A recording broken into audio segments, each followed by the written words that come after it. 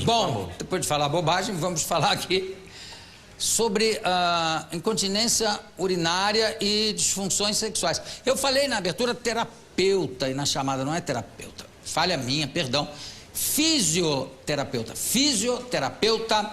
Mirka Ocanhas.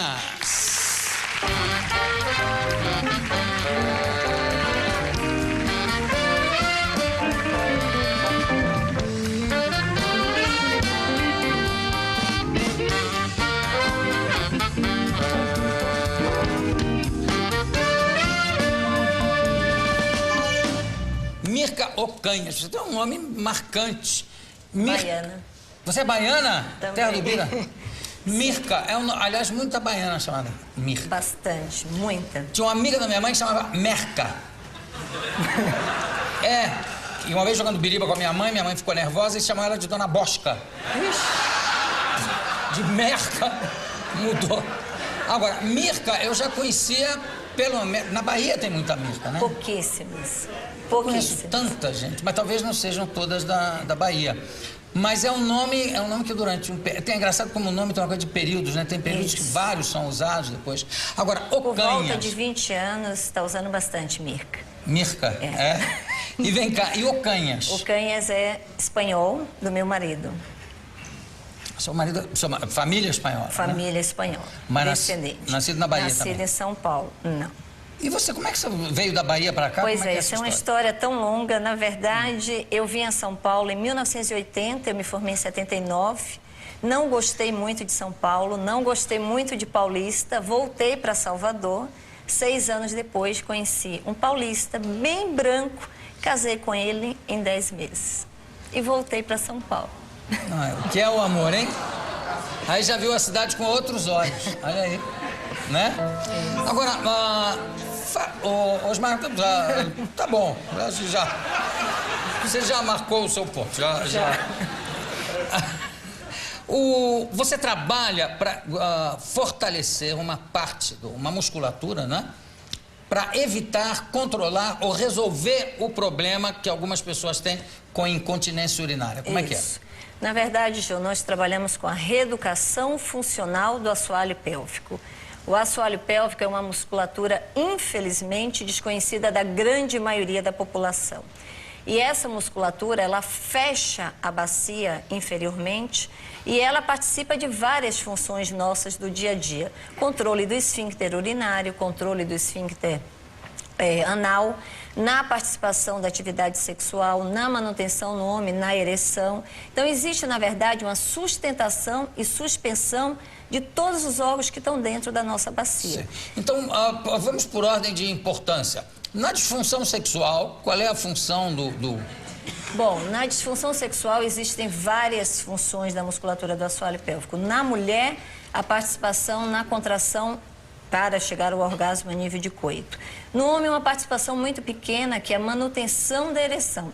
A musculatura em si, ela não depende para que você chegue à ereção, mas ela consegue... Manutenção. Manutenção. Isso que é o durante o ato? Conjunto. Não, é um exercício que a pessoa faz... Na verdade, o exercício da musculatura do assoalho pélvico deveria ser feito independente de atividade sexual, porque, na verdade, é uma prevenção da saúde do homem e da saúde da mulher. Onde é que fica exatamente o assoalho pélvico? Bom, o assoalho pélvico, ele fecha a bacia. Ele vai desde o púbis até a ponta do cóccix, se insere lateralmente nos ossos ilíacos, né? E, inclusive, assim, nós temos várias imagens anatômicas, eu não sei se o programa tem. Não, vamos mostrar aqui, vamos mostrar. Então. E ele fecha essas estruturas. E o da mulher, diferentemente do homem, ele é um pouco mais fragilizado porque ele tem 3 orifícios: a uretra, a vagina e o ânus. E o do homem, ele vem do púbis ao cóccix e lateralmente pegando o ilíaco, esse osso da bacia, e só tem o esfíncter anal, portanto, só um orifício.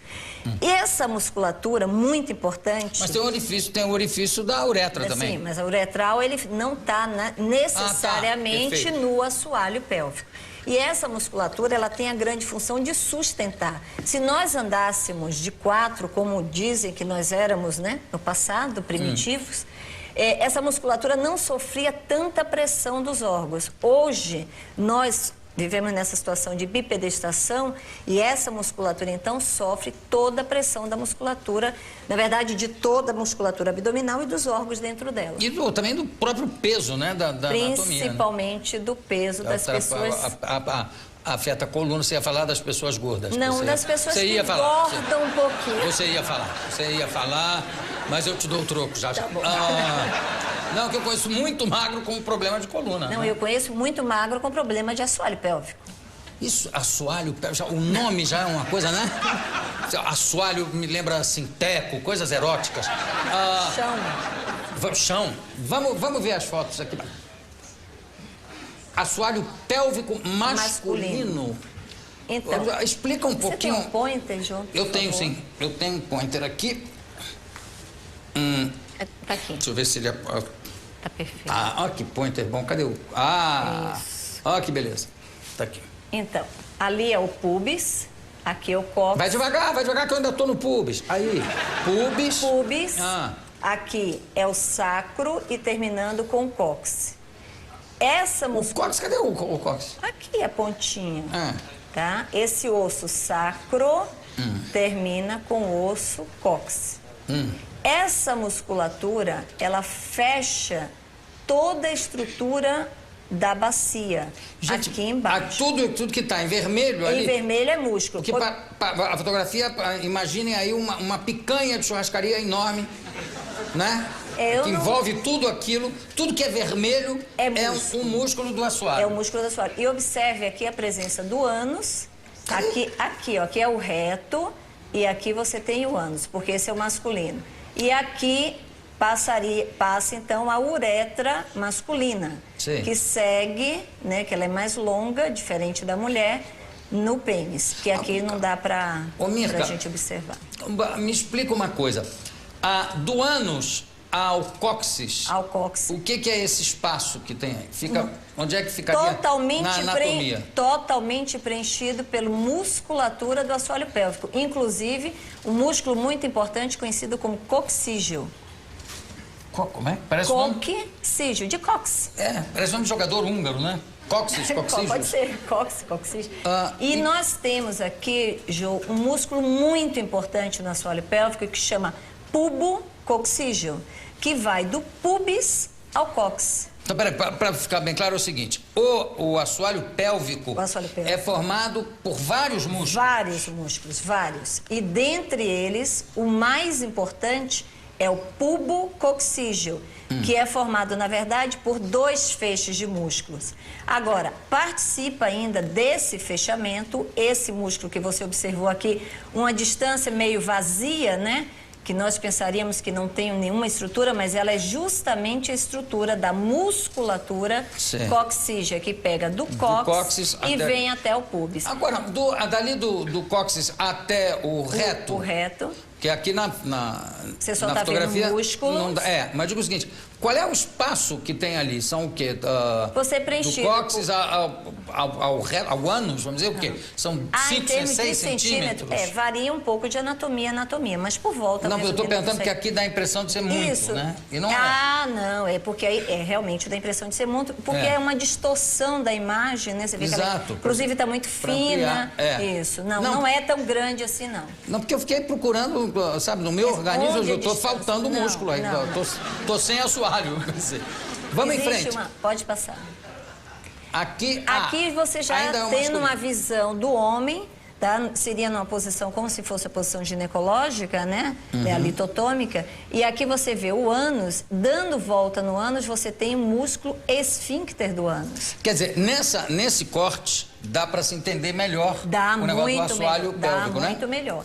Então, aqui tem o esfíncter, aqui embaixo, de um lado e do outro, o pubococcígeo, que é esse músculo, Jô, que ele funciona assim, ó, como uma fúrcula.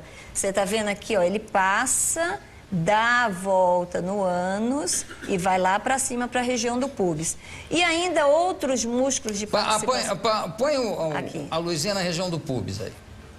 Tá aqui em cima, você não consegue ver agora. Não, eu sei, mas só para pessoas... É porque ele vai lá por dentro até a região do pubis. E ele dá a volta aqui. Na contração desse músculo, ele oclui o esfíncter do ânus.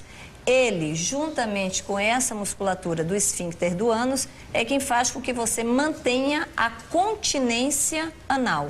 É engraçado, porque você está falando, eu tenho certeza que não só eu, como a plateia inteira, tá todo mundo fazendo assim para ver. Opa, o meu tá funcionando, o meu tá legal. É mentira ou verdade? Ah, claro. Tá todo mundo checando. Opa, meu assoalho tá legal. Jô, é uma pena que você estava olhando para a tela, mas se você olhasse para eles, eles estariam contraindo também o rosto, o pescoço, claro, a barriga. Eu tava aqui assim, eu digo, meu Deus. O assoalho vem até o teto. E é justamente essa a função do fisioterapeuta, é ensinar o indivíduo a usar corretamente essa musculatura e onde você pode usar em qualquer situação sem mostrar que você está contraindo. Tá só fazendo, né, conversando, até com, sei lá, até com religioso, com cardeal e tá aí, bora, cardeal. Vamos em frente. Bom, aqui já tirando aquela imagem ainda do masculino, né, nós estamos penetrando na bacia, aquela visão mais superficial, e agora estamos numa imagem mais profunda.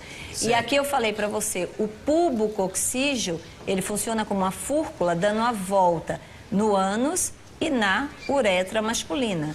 Agora, o exercício, quer dizer, aí no caso da uretra masculina, ou do pênis, propriamente dito, não tem nenhum exercício específico, né? É um exercício geral para o assoalho pélvico como um todo, né? Não, ou é direcionado? Toda a musculatura do assoalho pélvico tem que ser feito exercício específico. Vamos passar para o feminino, né? Porque já é o feminino próximo. Então, vamos lá. Esse é o feminino. Aqui também nós temos o introito vaginal, conhecido como vagina, a uretra, o ânus. Em volta de cada um desses orifícios, os músculos se apresentam dando volta.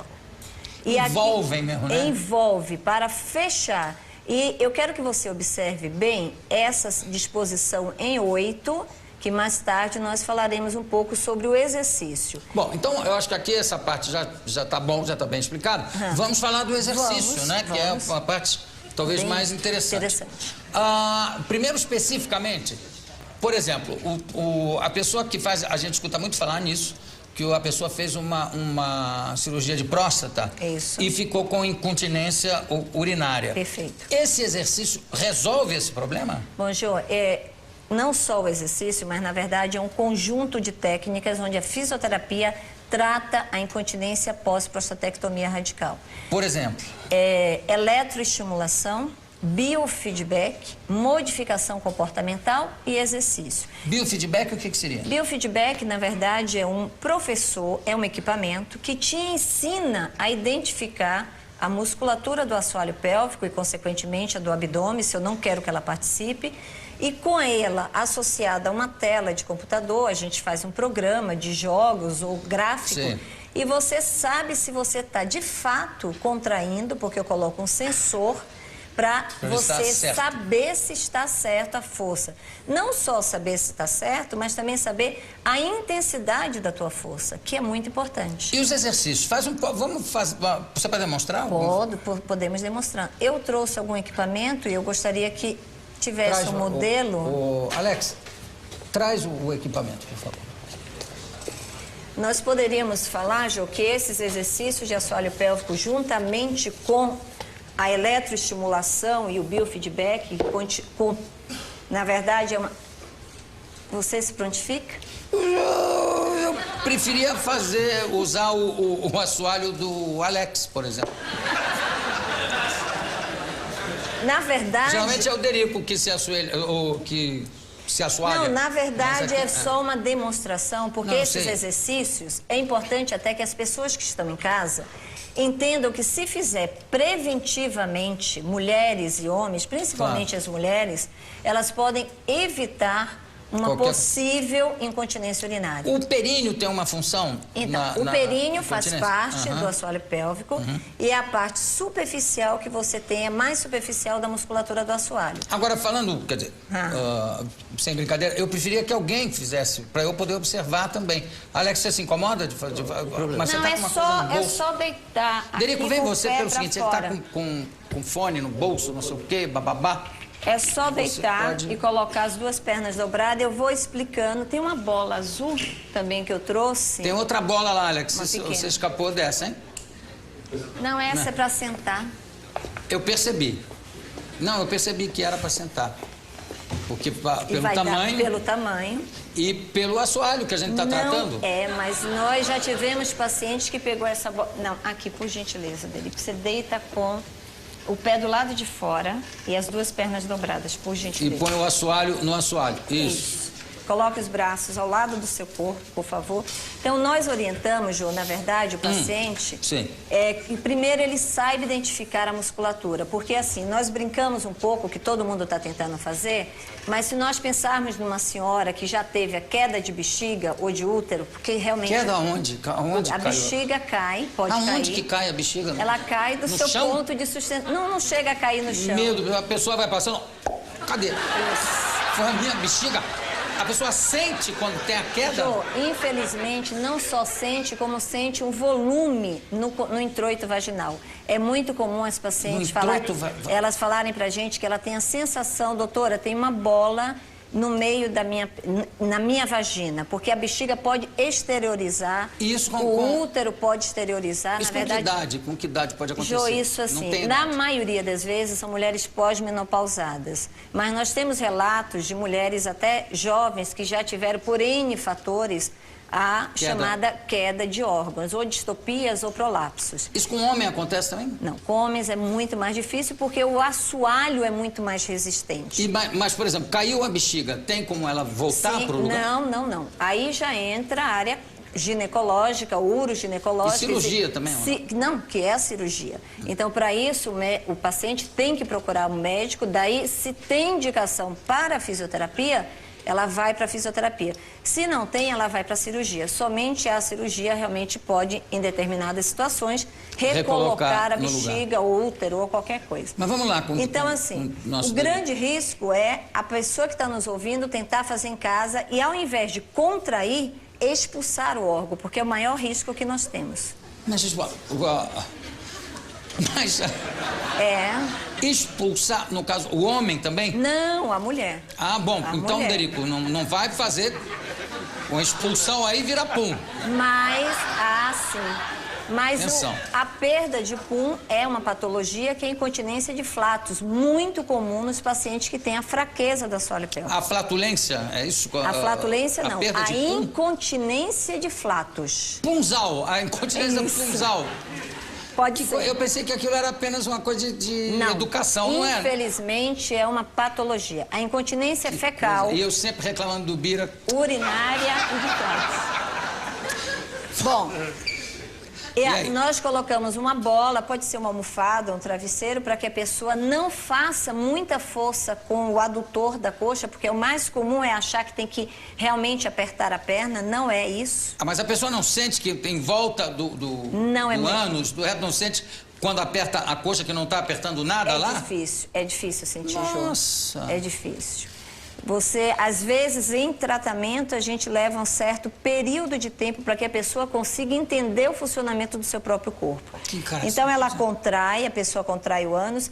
A orientação é, contraia o ânus como quem quisesse segurar as fezes. Tá apertadinho aí? Como é que tá? Ok, segura aí. Segura. E o mais importante é o tempo que sustenta a contração. Porque, em geral, as pessoas sabem até fazer a contração, mas não conseguem manter porque o músculo é débil. Então, ele tem que começar a trabalhar por 3 segundos, depois 5 segundos, relaxar. E aí, relaxa de 5 a 10 segundos.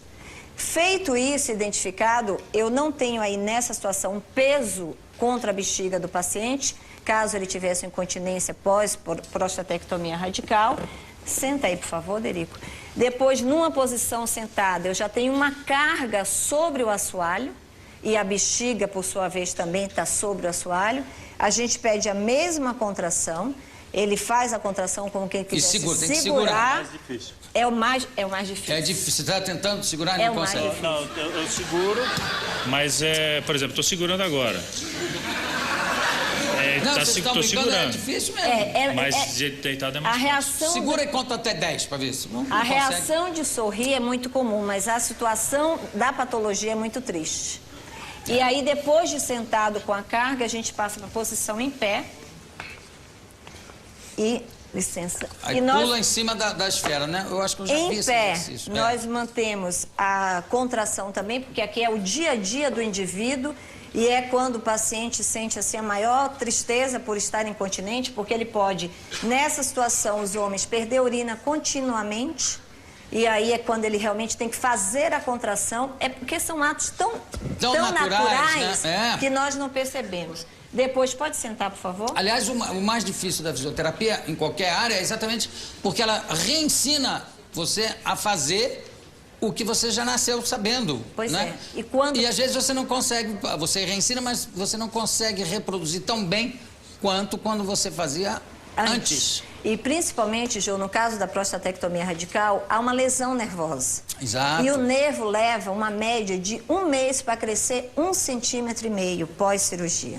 Qualquer nervo, na verdade, desde que esteja uma integridade. Então, assim, é muito difícil quando você Aí não tem que haver uma integridade do nervo, né? Quando você não tem o comando nervoso, é muito difícil você fazer. É fácil para quem está com tudo em ordem, mas para quem não está, não é fácil. Nessa situação, a superfície macia da bola, que está dando uma resistência, vai estimular a musculatura de outra forma. Então, nessa situação, a gente pede para ele imaginar que vai levantar e contrair e sentar. É algo difícil, por quê? Vai contra por causa da consciência que você tem do gesto, né? E todos os pacientes que perdem urina, eles se queixam da perda na mudança de posição.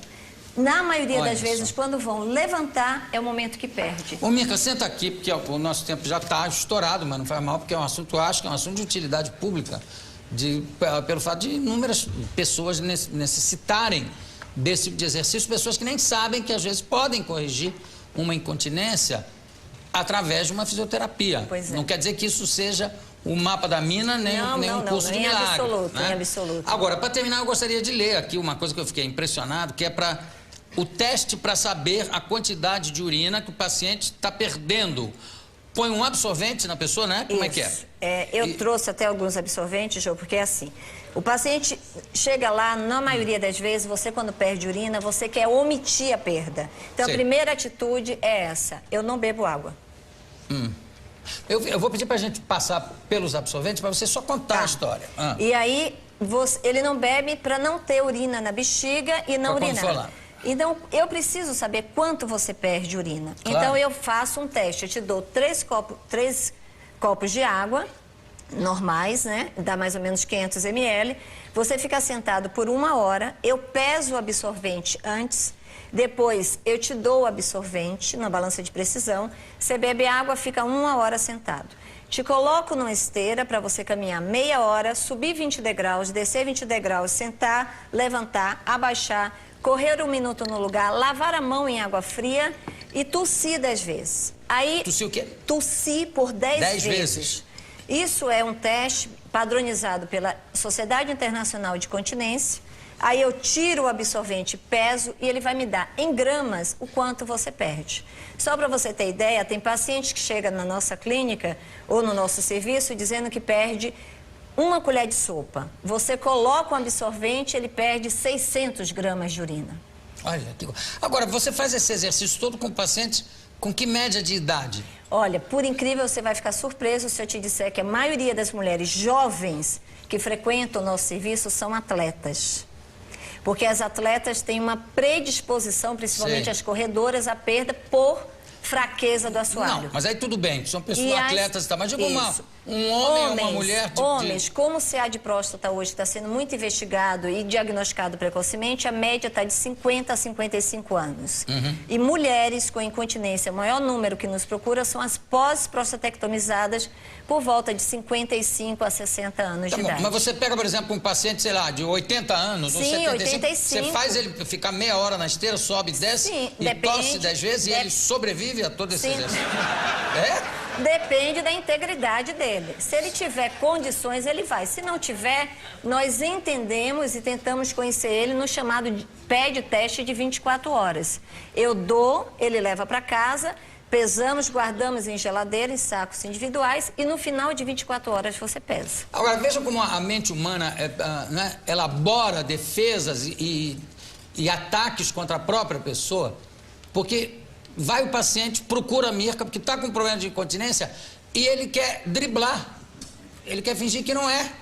Então ele vai, está com problema de incontinência, aí ele não bebe água, depois fala que é uma colherinha, né? Tudo são defesas, é curioso. É porque né? é muito chato e triste perder urina e perder fezes. Tem paciente que perde fezes claro. e pede para ir lá, até dizendo que perde urina, porque hoje em dia é mais comum perder urina do que perder fezes. E quando ela chega na consulta, não era urina, era fezes. Porque é muito constrangedor você perder urina ou fezes. E o paciente homem pós-prostatese chegar lá e tirar uma fralda, e depois do teste a gente ainda faz mais teste, coloca ele para deitar e tossir, sentar, porque a gente precisa visualizar a perda. Claro. Porque, na maioria das vezes, eles omitem, eles diminuem, tanto para nós, como também para o próprio médico que opera. É daí, Jô, que a gente tem hoje uma estatística muito errada quanto ao real número de homens que têm a incontinência urinária pós-prostatectomia radical. Em geral, a estatística que você tem aí é de 2,5% a 87%, o que não é verdade, porque assim, se eu opero com você e você me liga daqui a 1 ano e eu perco algumas gotas, eu vou dizer, não, tô bem, Jô, você salvou minha vida. Sim. Então, mas peraí, eu não entendi, de 2,5% a 87%, como é que é isso? Dos homens que fazem a cirurgia de pós-prostatectomia radical, nem todos vão perder urina. Sim. Mas dessa população que faz, você pode ter incontinência urinária pós-prostatectomia entre 2,5% a 87%. 2,5% o quê? 2,5%? Dos pacientes operados. E os 87% são o quê? Também dos pacientes operados, porque depende de como foi feita a coleta de dados. Por exemplo, se o médico fala, não, minha estatística é 1%, o outro fala, não, meu é... Entendi. Porque então, você tem que esperar também o período de 1 mês a 6 meses pós-prostatectomia. Então, alguns trabalhos que pegaram em 3 meses pós-prostatectomia. Alguns outros pegaram em 8 meses ou 10 meses. Então, bom, por isso... eu conversei com a fisioterapeuta Mirka Ocanhas. Mirka, parabéns, foi uma aula que você deu aqui para nós todos. Obrigadíssimo. Obrigada a você. Daqui a pouco a gente vai.